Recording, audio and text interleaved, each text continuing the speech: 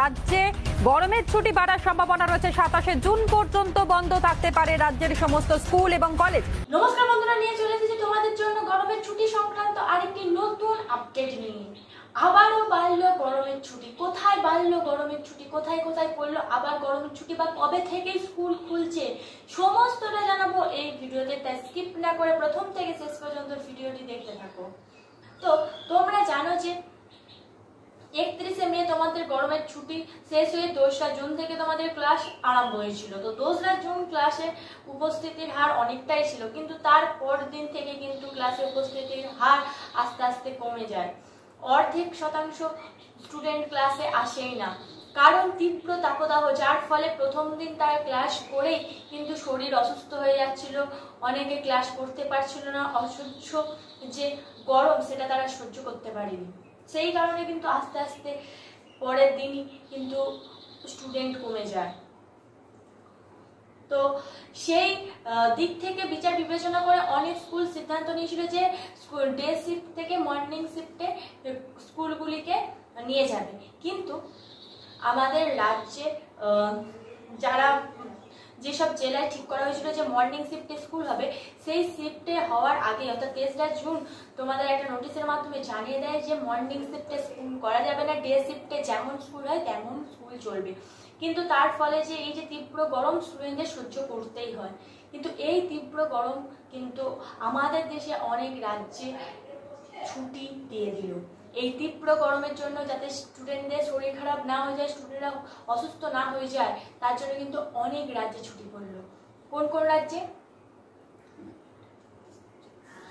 দিল্লি, উত্তরপ্রদেশ, পাঞ্জাব, হরিয়ানা, এই সমস্ত রাজ্যে কিন্তু ছুটি পড়ে গেছে অলরেডি গরমে। তো সেখানে স্কুল খুলবে 30শে জুন।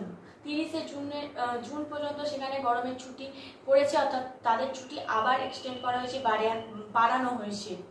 তো আমাদের রাজ্যে অর্থাৎ পশ্চিমবঙ্গে তোমরা জানো যে আজ, কাল এবং পরশু অর্থাৎ 6, 7, 8 পরপর ছুটি, অর্থাৎ শুক্র, শনি, রবি। রবিবার তো এমনি ছুটি থাকে, আর ঈদের জন্য কিন্তু ছুটি আছে, ঈদ উল জোহার জন্য। তো এবার এই মতো অবস্থায় নবান্ন থেকে কি সিদ্ধান্ত আসে সেটাই কিন্তু এখন দেখার বিষয়। নবান্ন থেকে সব দিক বিচার বিবেচনা করে সিদ্ধান্ত নেবে, কারণ সমস্ত ক্লাসের সেকেন্ড সামেটিভ পরীক্ষা কিন্তু সামনে, এবং উচ্চ মাধ্যমিক স্তরের যে পরীক্ষা, সেই উচ্চ মাধ্যমিক স্তরের পরীক্ষা সেপ্টেম্বরে, সেখানেও কিন্তু সিলেবাস কমপ্লিট হয়নি। উঁচু স্তরে দেখতে গেলেও সিলেবাস কমপ্লিট নয়, নিচু স্তরে দেখতে গেলেও সিলেবাস কমপ্লিট নয়। সিলেবাস কমপ্লিট না করালে পরীক্ষা হবে কি করে, স্টুডেন্টরা ভালো নাম্বার পাবে কি করে, পাস করবে কি করে, সমস্ত কথা কিন্তু বিচার বিবেচনা করেই কিন্তু সিদ্ধান্ত নিতে হবে। তো এবছর আরেকটা 12-এর নতুন নিয়ম হয়েছে যে 3rd সেমিস্টারের যে ওএমআর সিটে পরীক্ষা হয়, সেই ওএমআর সিট কিন্তু স্টুডেন্টদের হাতে দিয়ে দেওয়া হবে। তারা যে ভুল করেছে বা যেটা ঠিক করেছে সেটা কিন্তু তারা দেখতে পাবে।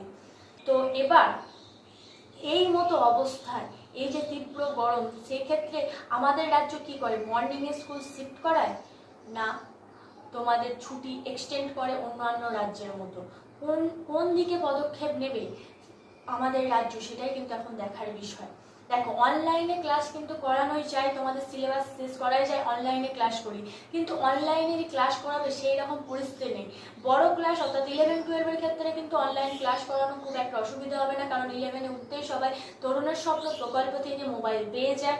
তো তাদের অনলাইন ক্লাস করতে কোনো অসুবিধা না হলেও যারা তার থেকে নিচু লেভেলের স্টুডেন্ট, অর্থাৎ যারা 10 পর্যন্ত পড়ছে, তাদের সবাইকার হাতে কিন্তু অ্যান্ড্রয়েড মোবাইল নেই। তারা কিভাবে অনলাইন ক্লাস করবে? তো তাদেরও তো পড়াশোনায় ক্ষতি হবে। সব দিক বিচার বিবেচনা করতে হবে। তোমাদের সামনে পরীক্ষা, তোমাদের কিভাবে সিলেবাস কমপ্লিট করা যায়, তো সেই দিক বিচার বিবেচনা করেই এবার কিন্তু যদি ছুটি বাড়ায় নবান্ন, সেটাই কিন্তু সব দিক বিচার বিবেচনা করি। তো দেখা যাক যে তোমাদের কি হতে পারে, তোমাদের কি ছুটি পড়ছে না ছুটি পড়ছে না। অন্যান্য রাজ্যে তো ইতিমধ্যেই ছুটি দিয়ে দিয়েছে। তবে যেটুকুনি মনে হয় যে সোমবার দিন কিন্তু তোমাদের জন্য একটা বড় আপডেট থাকতে চলেছে, যে কি তোমাদের আবারও ছুটি বাড়তে পারে। তো বৈঠকের পর দেখা যাক যে তোমাদের ছুটি বাড়ে না কমে। তো দেখা যাক কি হয়। তো সমস্ত আপডেট গরম সংক্রান্ত পেতে আমাদের চ্যানেলটিকে সাবস্ক্রাইব করে রেখো, যাতে সমস্ত খবর সবার আগে পাওয়া যায়। তো আজকের ভিডিও এই পর্যন্তই। ধন্যবাদ সকলকে। Junior education.